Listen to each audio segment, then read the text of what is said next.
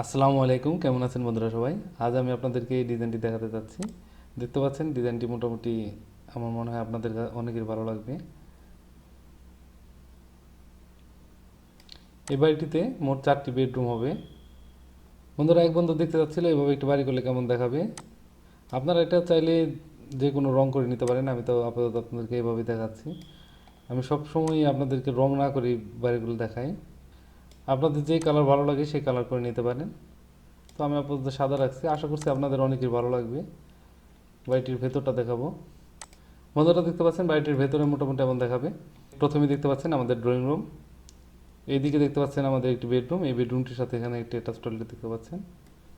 আর ডান দিকে দেখতে পাচ্ছেন এখানে আরও একটি বেডরুম। পেছনে দেখতে পাচ্ছেন বন্ধুরা দুটি বেডরুম। তো মোট 4টি বেডরুম পাবো আমরা ডিজাইনটিতে। এখানে মাঝে দেখতে পাচ্ছেন এটা আমাদের কিচেন হবে, আর এটা আমাদের ডাইনিং। এখানে দেখতে পাচ্ছেন আমাদের কমন টয়লেট, আর এই কর্নারে দেখতে পাচ্ছেন সিঁড়ি। তো মোটামুটি আমার মনে হয় আপনাদের অনেকেরই ভালো লাগবে ডিজাইনটি।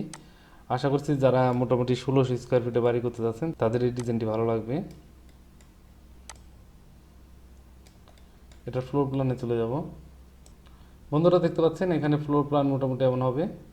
4টি বেডরুম দেখতে পাচ্ছেন, এই বেডরুমের সাথে এখানে অ্যাটাচ টয়লেট, আর মাঝে দেখতে পাচ্ছেন এটা আমাদের ড্রয়িং রুম হবে। এখানে ডাইনিং দেখতে পাচ্ছেন, কমন টয়লেটটি এখানে, আর এখানে সিঁড়ি দেখতে পাচ্ছেন।